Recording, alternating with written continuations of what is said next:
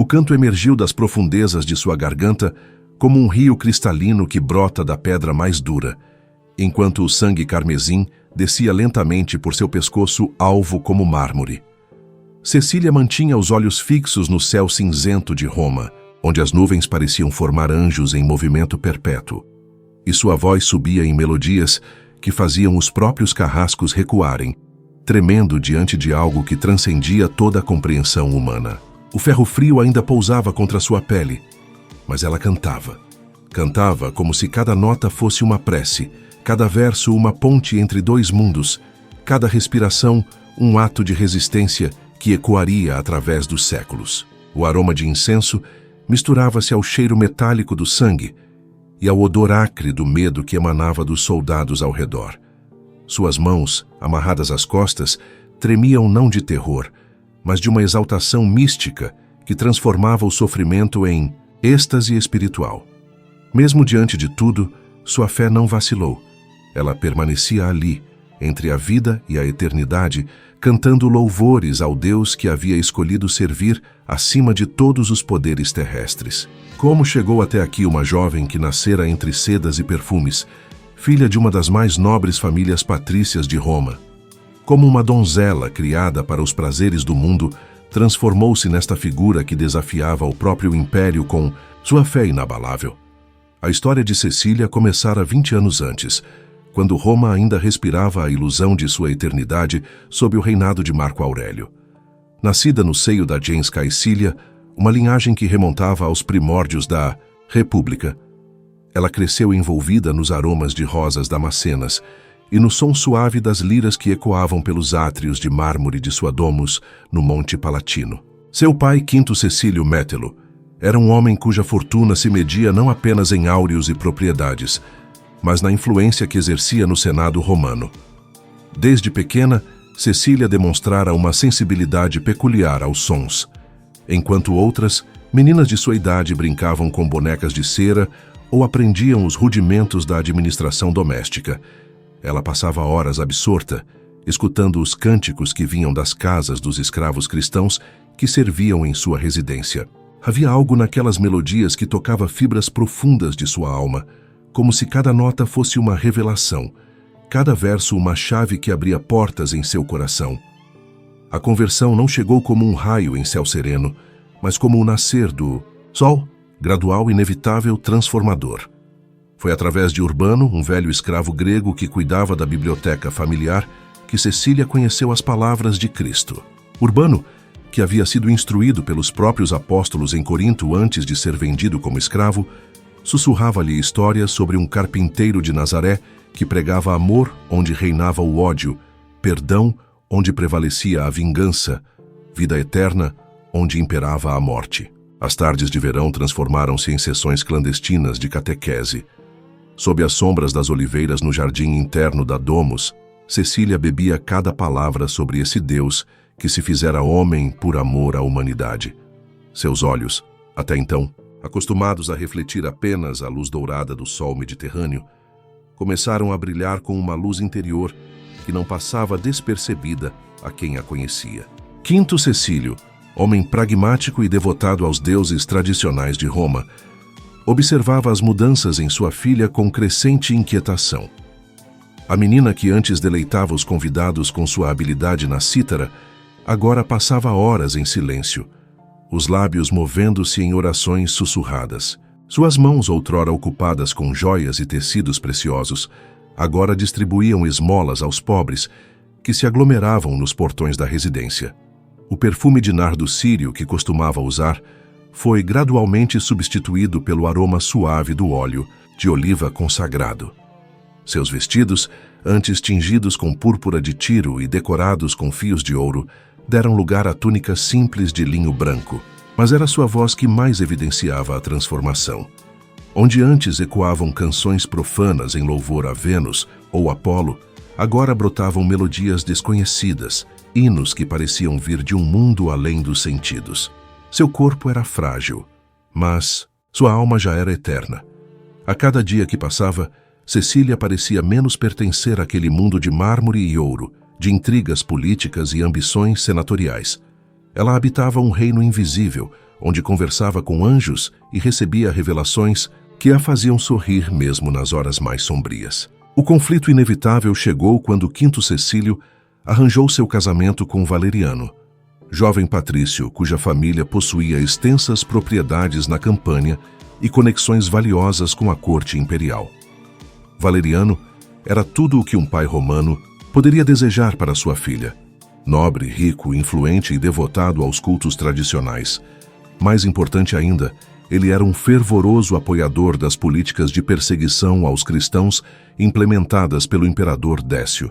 A notícia do noivado foi recebida por Cecília com uma serenidade que desconcertou toda a família. Ela não chorou, não protestou, não implorou. Simplesmente ajoelhou-se em seu quarto, diante de uma pequena cruz de madeira que mantinha escondida entre seus pertences, e rezou durante toda a noite. Quando a aurora tingiu de rosa as águas do Tibre, ela havia tomado sua decisão. O casamento foi celebrado com toda a pompa, que condizia com a união de duas das mais ilustres famílias de Roma. O fórum havia sido decorado com guirlandas de rosas e violetas, e os convidados, vestidos em suas melhores togas, enchiam o ar com conversas animadas sobre política, negócios e as últimas novidades vindas das províncias. O aroma de vinho Mulsum misturava-se ao perfume das flores e ao incenso queimado em honra aos deuses nupciais. Cecília caminhava em direção ao altar, vestida em uma túnica de seda branca, bordada com fios de prata. Um véu de cós cobrindo parcialmente seu rosto, pérolas do Mar Vermelho adornando seu pescoço. Mas, sob todos aqueles ornamentos, contra sua pele, ela usava um cilício áspero, uma túnica de crina que lhe causava constante desconforto físico, lembrando-a a cada momento de sua verdadeira vocação. Durante toda a cerimônia, enquanto os sacerdotes de Júpiter entoavam as preces tradicionais e o noivo pronunciava os votos prescritos pela tradição, Cecília mantinha os lábios em movimento silencioso, recitando os salmos que Urbano lhe havia ensinado. Seu coração não estava ali, naquele templo dedicado aos deuses de pedra, mas num reino eterno onde reinava o Cordeiro imolado. A noite de núpcias chegou envolta em expectativas e tradições milenares. Valeriano, jovem vigoroso e apaixonado, aguardava sua esposa no tálamo nupcial, decorado com pétalas de rosa e iluminado por lamparinas de bronze. O aroma de óleos perfumados impregnava o ambiente, e o som distante de flautas ainda ecoava do banquete que se prolongara até altas horas. Foi então que Cecília, aproximando-se do marido com uma dignidade que beirava o sagrado, revelou-lhe o segredo que guardava no coração. Sua voz, melodiosa como sempre, mas carregada de uma autoridade que não admitia questionamentos, ecoou no silêncio da câmara nupcial. Valeriano, devo confessar-te algo que mudará nossas vidas para sempre. Sou cristã e fiz voto de virgindade ao meu Senhor Jesus Cristo. Meu anjo da guarda está aqui, invisível, mas presente, protegendo-me. Se tentares tocar-me como esposo, ele despertará a ira de Deus contra ti. O silêncio que se seguiu foi denso como o ar antes da tempestade. Valeriano, acostumado a comandar escravos e a ser obedecido sem questionamentos, encontrou-se diante de algo que transcendia sua experiência. Não era desafio nem desobediência. Era uma certeza absoluta, uma força que emanava de sua jovem esposa e que parecia preencher todo o ambiente. «Mostra-me esse anjo», murmurou ele finalmente, a voz rouca de emoção. «Se é verdade o que dizes, quero vê-lo com meus próprios olhos». Cecília sorriu então, um sorriso que era ao mesmo tempo terno e triunfante. «Primeiro deves purificar teu coração, Valeriano. Vai até a Via Ápia, procura o Papa Urbano nas catacumbas de São Calixto. Recebe o batismo e então teus olhos serão abertos para as realidades celestiais». A sugestão era absurda, perigosa, potencialmente fatal. As catacumbas eram conhecidos refúgios de cristãos, e qualquer patrício romano encontrado ali seria imediatamente denunciado às autoridades. Mas havia algo na voz de Cecília, em seu olhar sereno e determinado, que desarmava toda a resistência. 3 dias depois, Valeriano retornava transformado. O batismo nas águas escuras das catacumbas cercado pelos cânticos sussurrados dos fiéis, marcara-lhe a alma como ferro em brasa. Quando entrou no tálamo e viu Cecília em oração, prostrada diante de sua cruz de madeira, ele também pôde ver, luminoso, majestoso, quase insuportavelmente belo, o anjo que aguardava. A conversão de Valeriano foi apenas o começo. Seu irmão Tibúrcio, intrigado pela súbita mudança de comportamento do patrício, também buscou as catacumbas e abraçou a fé cristã. Logo, toda a Domus transformou-se num centro de evangelização clandestina. Os escravos, antes temerosos de manifestar sua fé, agora cantavam abertamente os hinos cristãos. Os átrios de mármore ecoavam com leituras dos evangelhos, e a mesa que antes recebia oferendas aos lares domésticos, agora servia de altar para a celebração da Eucaristia. Cecília revelou-se uma evangelizadora nata. Sua voz, treinada desde a infância nas artes musicais, transformou-se num instrumento perfeito para tocar corações. Quando cantava os salmos ou entoava os hinos cristãos, mesmo os mais endurecidos céticos sentiam algo se mover em suas almas.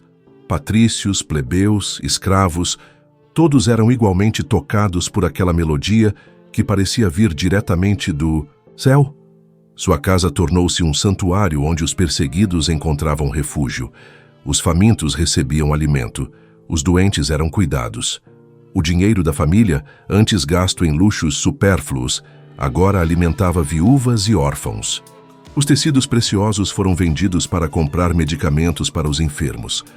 As joias da família transformaram-se em moedas que libertavam escravos e sustentavam famílias necessitadas. Mas aquilo que o mundo tentou apagar tornou-se eterno. A obra de Cecília não passou despercebida às autoridades romanas. Os espias do prefeito Urbano começaram a relatar atividades suspeitas na Domus dos Cecílios. Falava-se de reuniões noturnas, de estranhos rituais, de conversões em massa que ameaçavam a ordem social estabelecida. O imperador Décio, empenhado numa campanha sistemática de extermínio do cristianismo, não podia tolerar que uma família da mais alta nobreza romana se tornasse foco de subversão religiosa. A ordem chegou clara e inevitável. Valeriano e Tibúrcio deveriam ser presos imediatamente e julgados por traição ao Estado romano. A prisão dos dois irmãos aconteceu numa manhã de outono, quando as folhas das oliveiras começavam a amarelar, e o ar carregava o primeiro frio do inverno que se aproximava. Os soldados da guarda pretoriana chegaram em silêncio, cercaram a Domus e prenderam os dois homens antes que pudessem oferecer qualquer resistência. Cecília assistiu à prisão do marido e do cunhado com uma serenidade que assombrou até mesmo os soldados encarregados da operação. Não houve gritos, súplicas ou desespero. Ela permaneceu de pé no átrio principal, as mãos unidas em oração, os olhos fixos num ponto além do visível, como se contemplasse realidades que escapavam aos sentidos mortais. "Coragem, meus amados", disse ela quando os soldados os levavam, acorrentados. "O que nos espera não é a morte, mas a vida verdadeira. Vamos para casa." O julgamento foi uma farsa judicial cuidadosamente orquestrada. Valeriano e Tibúrcio foram acusados de traição, sedição e sacrilégio. As testemunhas de acusação, devidamente subornadas, relataram em detalhes as atividades cristãs na Domus, dos Cecílios. Falaram das reuniões secretas, dos rituais estranhos, das conversões que contaminavam a pureza da religião romana. O prefeito Urbano, Almáquio, era um homem conhecido por sua crueldade e por seu ódio fanático aos cristãos. Ele ofereceu aos dois irmãos uma única oportunidade de salvação: renegar publicamente a fé cristã, oferecer sacrifícios aos deuses tradicionais de Roma e denunciar outros cristãos conhecidos. A recusa foi instantânea e categórica. Valeriano e Tibúrcio declararam que preferiam 1000 mortes a trair o Cristo que haviam aprendido a amar. Suas vozes ecoaram no tribunal com uma firmeza que fez vários dos presentes baixarem os olhos, tocados por uma dignidade que transcendia a situação. A sentença foi executada na Via Ápia, no mesmo local onde tantos cristãos já haviam derramado seu sangue pela fé. Cecília, que havia conseguido permissão para acompanhar os últimos momentos dos dois homens, permaneceu junto deles até o fim, cantando suavemente os hinos que haviam aprendido juntos nos tempos de alegria.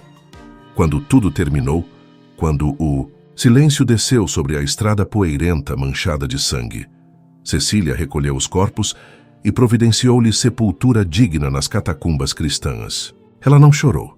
Suas lágrimas haviam se transformado em cânticos, sua dor em louvor, seu luto em esperança. Mas sua história estava longe do fim. A morte de Valeriano e Tibúrcio apenas aumentou a determinação de Cecília em continuar a obra de evangelização. Agora viúva e senhora de uma imensa fortuna, ela tinha liberdade total para dedicar-se à propagação da fé cristã. Sua casa transformou-se num verdadeiro mosteiro. Cecília reuniu ao seu redor um grupo de jovens cristãs que, como ela, haviam consagrado suas vidas a Deus. Juntas elas formavam um coro celestial que entoava louvores durante todo o dia e parte da noite. O som de suas vozes unidas ecoava pelos bairros vizinhos, atraindo multidões de curiosos que muitas vezes saíam convertidos. A atividade caritativa intensificou-se.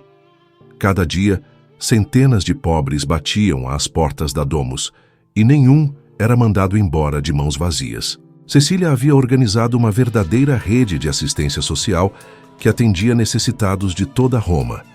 Médicos cristãos ofereciam tratamento gratuito, advogados defendiam os oprimidos sem cobrar honorários, comerciantes cristãos vendiam alimentos por preços simbólicos às famílias carentes. O aroma de pão fresco misturava-se ao perfume de ungüentos medicinais e ao incenso das orações contínuas. Os átrios da casa ecoavam com risos de crianças órfãs que ali encontravam abrigo, lágrimas de agradecimento de viúvas socorridas, cânticos de ex-escravos libertos pela generosidade cristã. Mas essa atividade intensa não podia permanecer indefinidamente oculta aos olhos das autoridades. O prefeito Almáquio, irritado com a crescente influência cristã na cidade, decidiu acabar de uma vez por todas com aquela que considerava a principal responsável pela contaminação religiosa, de Roma. A denúncia chegou até ele através de um escravo liberto que havia sido demitido da Domus de Cecília por roubo. Sedento de vingança, ele relatou em detalhes todas as atividades cristãs que presenciara, mencionando nomes, datas, locais de reunião. Sua descrição foi tão precisa e convincente que Almáquio decidiu agir imediatamente. A prisão de Cecília foi planejada para causar o máximo impacto psicológico. Em vez de prendê-la discretamente, como havia sido feito com Valeriano e Tibúrcio, Almáquio ordenou que a operação fosse realizada em plena luz do dia, diante de uma multidão de curiosos. Na manhã escolhida, quando Cecília conduzia suas companheiras numa sessão de cânticos no jardim da Domus, os soldados invadiram a propriedade como uma avalanche humana. O contraste foi brutal. De um lado, a melodia suave das vozes femininas elevando-se aos céus, de outro, o ruído metálico das armaduras e o barulho seco das botas militares sobre o mármore. Cecília não demonstrou surpresa nem medo. Quando o centurião anunciou a ordem de prisão, ela simplesmente pediu alguns momentos para terminar o hino que estavam cantando. Sua voz continuou firme e melodiosa até a última nota, enquanto suas companheiras, menos preparadas, começavam a soluçar de terror. "Não temais", disse ela, voltando-se para as jovens cristãs que a acompanhavam. "O que nos parecem tribulações são apenas degraus que nos levam mais perto de nosso Senhor. Continuai a obra que começamos juntas. A semente foi plantada. Agora ela crescerá mesmo sem nossa presença." O julgamento de Cecília foi um espetáculo cuidadosamente preparado para quebrar definitivamente a resistência cristã em Roma. Almáquio reuniu no fórum os principais senadores, magistrados e líderes religiosos da cidade. Ele pretendia que a humilhação pública daquela que era considerada a líder espiritual dos cristãos romanos servisse de exemplo aterrorizante para todos os demais. Mas Cecília transformou o tribunal numa cátedra. Em vez de se defender das acusações, ela passou a evangelizar seus próprios acusadores. Sua voz, educada desde a infância para cativar audiências, ecoava pelo fórum com uma autoridade que deixava a multidão em silêncio absoluto. Ela falou sobre o amor de Cristo, sobre a vida eterna, sobre a futilidade dos deuses pagãos. Citou filósofos gregos, poetas latinos, historiadores romanos, tudo para demonstrar que a fé cristã não era uma superstição bárbara, mas a culminação de toda a sabedoria humana. Sua argumentação era tão brilhante, sua lógica tão impecável, que muitos dos presentes começaram a questionar suas próprias crenças. Almáquio, percebendo que estava perdendo o controle da situação, tentou intimidá-la com ameaças de tortura e morte. Mas Cecília respondeu com uma serenidade que o desconcertou completamente. Almáquio, podes tirar-me a vida do corpo, mas não podes tocar na vida da alma. Esta pertence a Cristo, e ninguém pode arrancá-la de mim. A sentença foi inevitável. Morte por decapitação, a ser executada em sua própria casa como forma de humilhação adicional. Almáquio queria que o local onde tantos haviam encontrado esperança e consolo se transformasse no palco de sua derrota final. Mas nem mesmo na hora da execução, Cecília se mostrou abalada. Quando chegou à sua domus escoltada pelos soldados, ela caminhou pelos átrios familiares como uma rainha retornando ao seu palácio. As paredes de mármore, as colunas decoradas, os mosaicos primorosos, tudo aquilo que havia sido cenário de sua vida terrena, agora testemunharia sua passagem para a eternidade. Os soldados prepararam o local da execução no próprio átrio principal, onde tantas vezes Cecília havia cantado louvores a Deus. O carrasco, um homem endurecido por anos de ofício, parecia nervoso diante da serenidade sobrenatural da condenada. Cecília pediu permissão para fazer uma última oração e ajoelhou-se no mesmo local onde costumava prostrar-se diante de sua cruz de madeira. Suas palavras subiram aos céus como incenso, carregadas de gratidão por uma vida dedicada ao serviço, divino e de esperança, na reunião eterna com aqueles que amara. Quando se levantou e se dirigiu ao local da execução, sua face irradiava uma paz que transcendia toda a compreensão humana.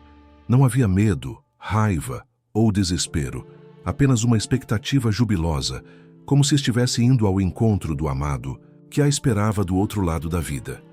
O primeiro golpe da espada não conseguiu decepá-la completamente.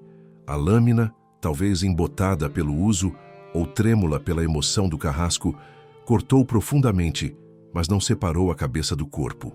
O sangue jorrou abundante, tingindo de vermelho carmesim a túnica branca que ela usava. Mas Cecília permaneceu consciente.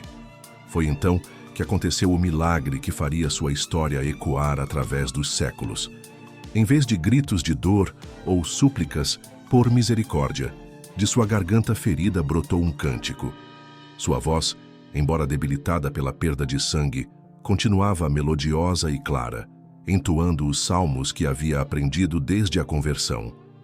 O segundo golpe também falhou em completar a execução.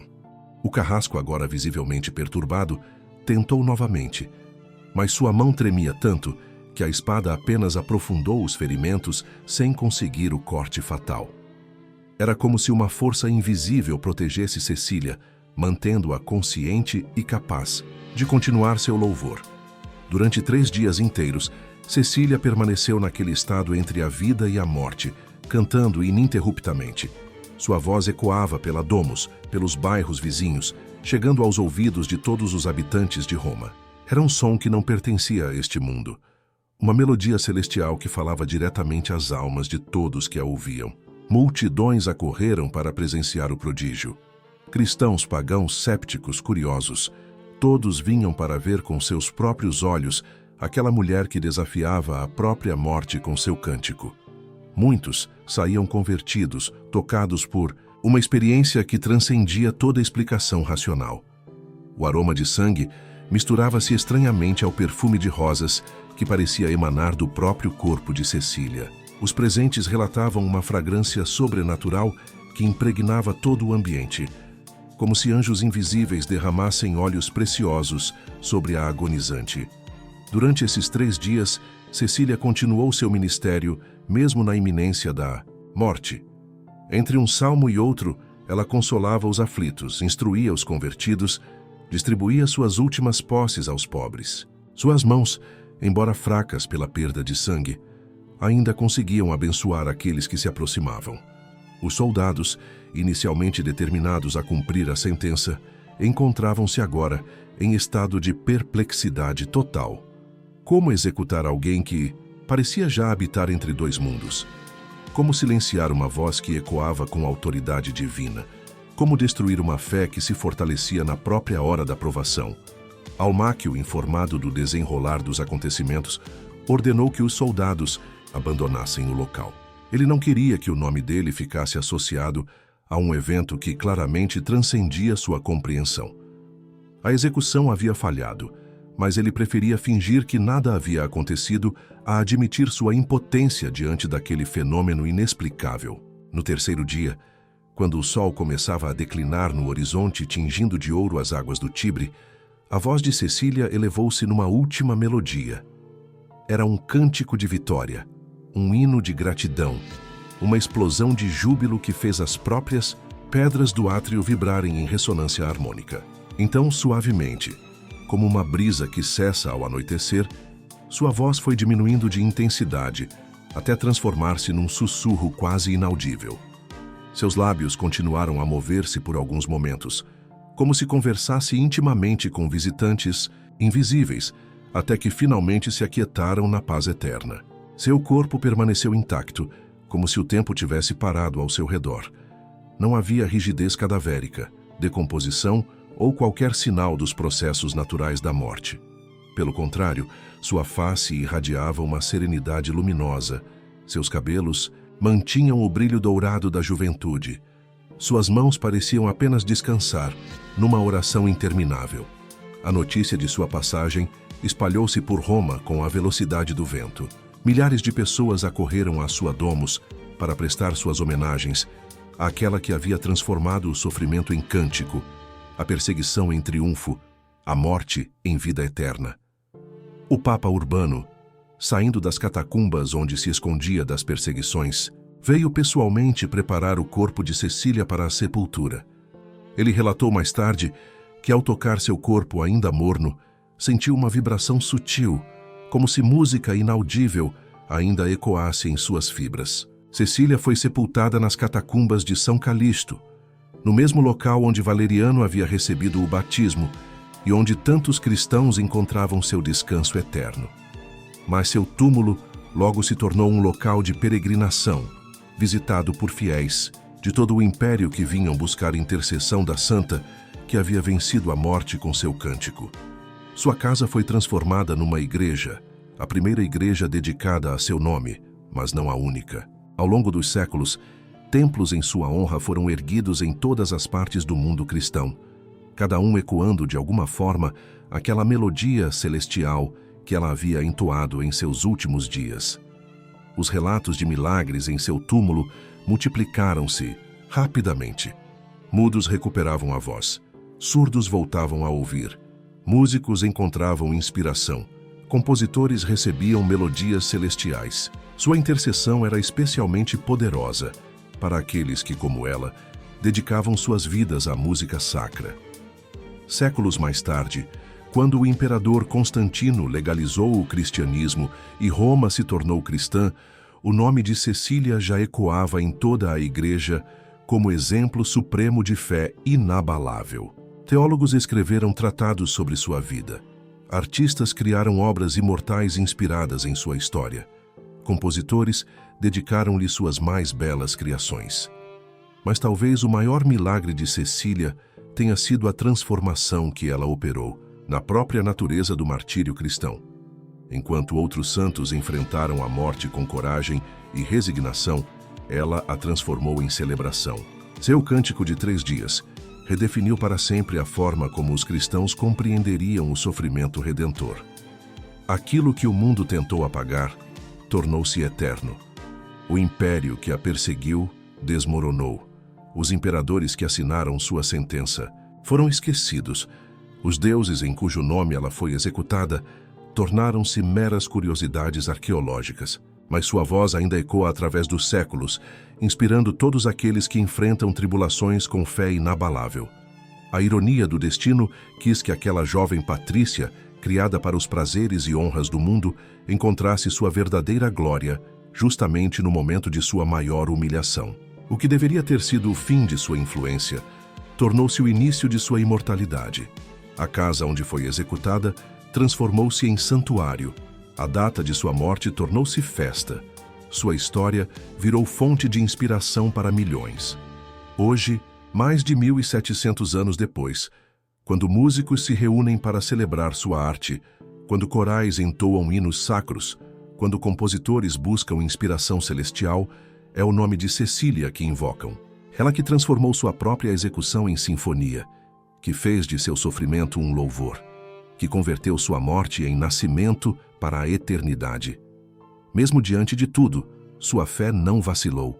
Nem a ameaça de morte, nem a solidão do abandono, nem a dor física conseguiram silenciar aquela voz que havia aprendido a cantar para Deus antes mesmo de saber que ele existia. Seu corpo era frágil, mas sua alma já era eterna.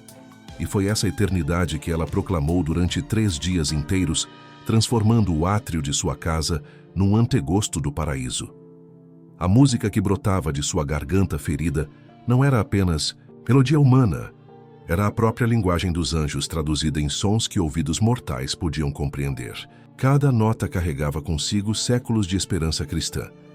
Cada verso ecoava as orações de todos os mártires que a precederam.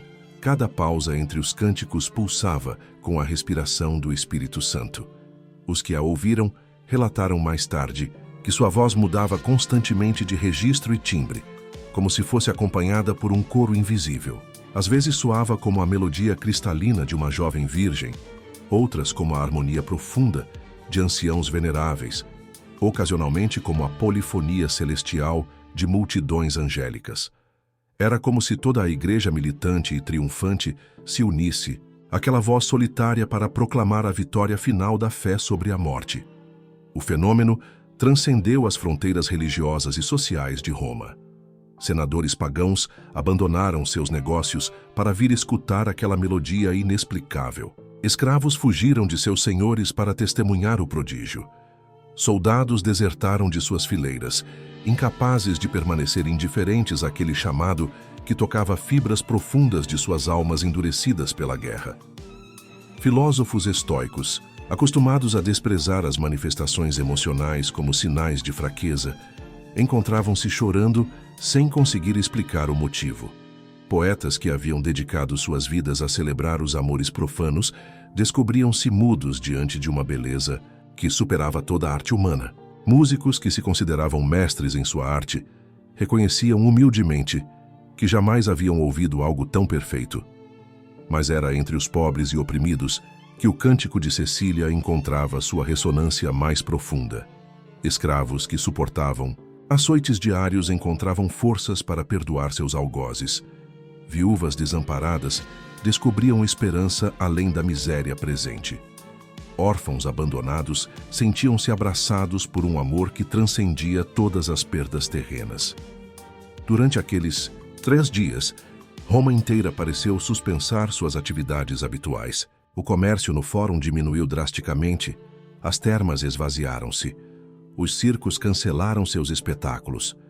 Era como se a cidade tivesse entrado num transe coletivo, hipnotizada por aquela voz que proclamava verdades eternas, numa linguagem que dispensava traduções. As autoridades imperiais, inicialmente dispostas a reprimir qualquer manifestação relacionada ao incidente Cecília, logo perceberam que estavam diante de algo que escapava completamente ao seu controle. Como proibir uma multidão de escutar? Como silenciar uma voz que já havia transcendido as limitações físicas? Como punir um fenômeno que desafiava todas as leis naturais conhecidas? Alguns oficiais mais pragmáticos sugeriram que se aproveitasse o evento para demonstrar a tolerância romana, transformando Cecília numa curiosidade exótica que atestaria a grandeza e a magnanimidade do império. Outros, mais conservadores, insistiam que se tratava de uma ameaça à ordem estabelecida que deveria ser eliminada a qualquer custo. Mas todas essas discussões tornaram-se irrelevantes quando, na manhã do 4º dia, a voz finalmente se calou. O silêncio que desceu sobre Roma foi tão absoluto e impactante quanto havia sido o cântico. Era como se a própria cidade prendesse a respiração, aguardando que aquela melodia celestial retornasse. Multidões permaneceram em vigília diante da Domus de Cecília durante dias inteiros, esperando que o prodígio se repetisse. Alguns juravam ainda ouvir ecos distantes de sua voz nas brisas que sopravam do Tibre. Outros afirmavam perceber fragmentos de suas melodias no canto dos pássaros ou no sussurro das folhas das oliveiras. O corpo de Cecília, quando finalmente foi preparado para a sepultura, apresentava características que desafiavam toda a explicação médica da época. Não havia sinais de decomposição, apesar dos dias que haviam transcorrido desde sua passagem. Sua pele mantinha a textura sedosa da juventude. Seus cabelos conservavam o brilho dourado. Seus lábios permaneciam rosados, como se ainda pulsasse vida em suas veias. Mais extraordinário ainda era a posição em que seu corpo foi encontrado. Suas mãos estavam dispostas de forma peculiar. 3 dedos da mão direita estendidos, um dedo da mão esquerda erguido. Os teólogos interpretaram essa configuração como uma última proclamação de fé na Santíssima Trindade, uma confissão silenciosa, mas eloquente de sua crença no Deus uno e trino. Seus olhos, quando foram fechados pelos que preparavam o corpo, resistiram por momentos antes de se renderem ao toque humano, como se ainda contemplassem visões que ultrapassavam os limites da percepção mortal. Testemunhas relataram que, por instantes, ainda viram reflexos dourados em suas pupilas, como se fragmentos da luz celestial que havia contemplado permanecessem impressos em sua retina. O perfume que emanava de seu corpo era indescritível. Não se assemelhava a nenhuma fragrância conhecida, nem mesmo às mais exóticas especiarias vindas do Oriente. Era um aroma que evocava primaveras eternas, jardins celestiais, ares puros de montanhas sagradas. Aqueles que o respiravam sentiam suas almas elevarem-se, como se fossem transportados momentaneamente para regiões além do tempo e do espaço. A preparação do corpo para a sepultura transformou-se numa cerimônia que atraiu cristãos de todas as partes do Império. Vindos da Gália, da Hispânia, da África, da Ásia Menor, peregrinos chegavam a Roma para prestar suas homenagens àquela que havia transformado o martírio numa sinfonia celestial. O Papa Urbano, apesar dos riscos que enfrentava durante a perseguição, não hesitou em oficiar pessoalmente os ritos fúnebres. Sua voz, embora trêmula pela emoção e pela idade avançada, ecoou pelas catacumbas de São Calixto, proclamando a vitória da fé sobre a morte, da esperança sobre o desespero, do amor sobre o ódio. Irmãos, disse ele à multidão de fiéis que se comprimia nos corredores subterrâneos, não choremos por Cecília como se ela tivesse perdido algo. Ela apenas trocou um cântico temporário por uma melodia eterna, uma voz humana por uma harmonia angelical, uma vida limitada por uma existência infinita. O sepultamento ocorreu numa cripta especialmente preparada, decorada com afrescos que retratavam cenas da vida celestial. Anjos musicistas, santos entoando louvores, multidões adorando o Cordeiro. Todas essas imagens pareciam ganhar vida quando iluminadas pelas lamparinas de azeite que ardiam continuamente em honra à santa. Mas mesmo depois de sepultada, a influência de Cecília continuou a expandir-se de forma extraordinária. Seu túmulo tornou-se rapidamente um dos locais de peregrinação mais visitados do mundo cristão, rivalizando em importância com os sepulcros dos próprios apóstolos. Em cada região onde sua história chegava, Cecília era adaptada às tradições musicais locais, mas sempre mantendo sua essência fundamental, a de uma jovem que havia vencido a morte através do cântico, que havia transformado o sofrimento em louvor, que havia encontrado na música a ponte perfeita entre o humano e o divino. Compositores de todas as épocas buscariam nela sua inspiração suprema. Desde os hinos gregorianos dos primeiros séculos até as sinfonias barrocas, das melodias românticas até as experiências musicais contemporâneas, o nome de Cecília seria invocado sempre que a música humana tentasse tocar as esferas celestiais. Pintores e escultores encontrariam nela um tema inesgotável. Ora a retratariam como jovem patrícia romana, ora como virgem mística ou em êxtase, ora como mártir triunfante, ora como anjo terrestre, entoando louvores eternos. Cada época, cada cultura, cada movimento artístico descobriria em sua figura aspectos novos e inspiradores.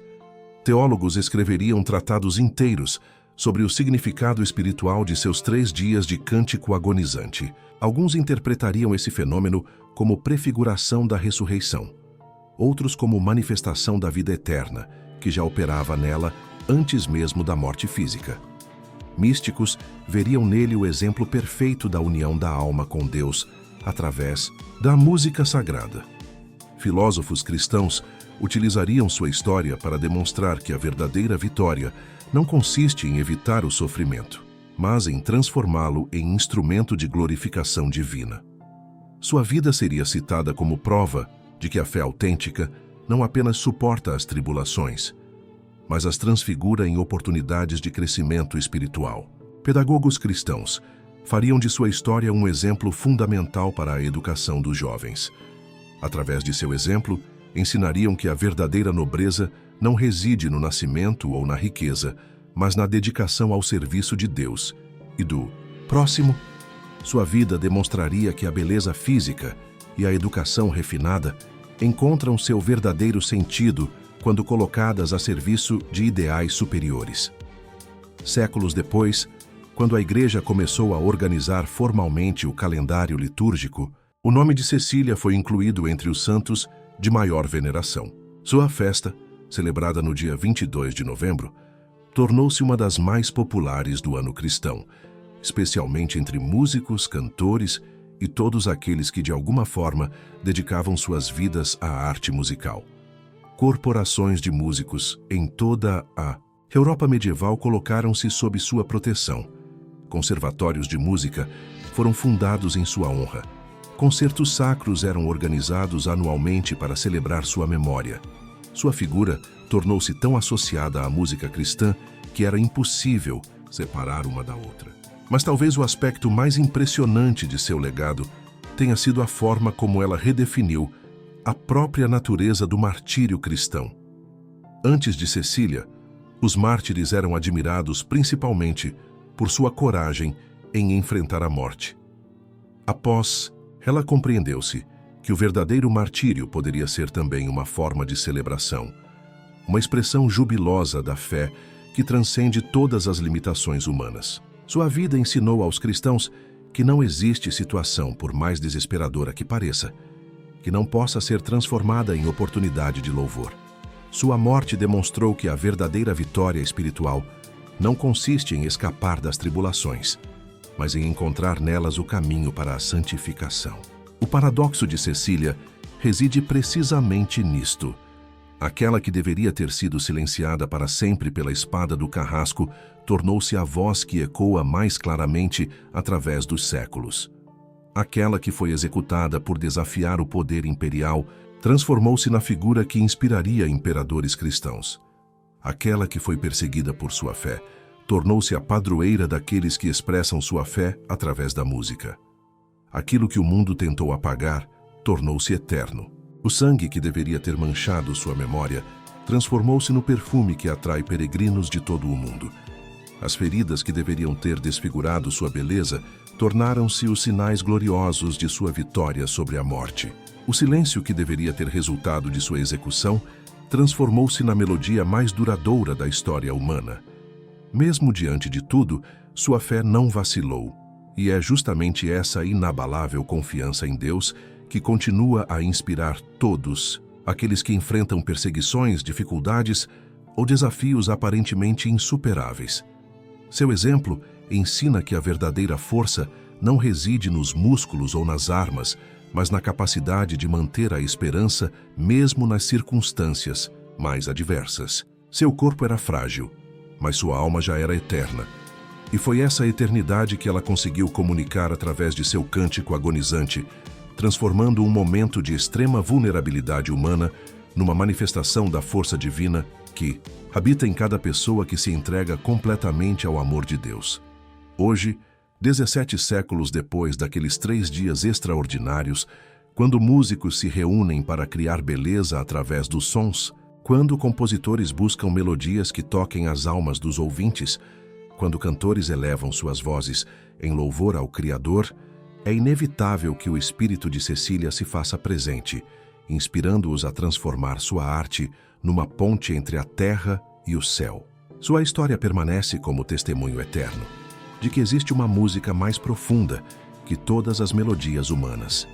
A música da alma que encontrou sua harmonia perfeita com a vontade divina e que por isso mesmo pode transformar até os momentos mais sombrios em oportunidades de glorificação e louvor.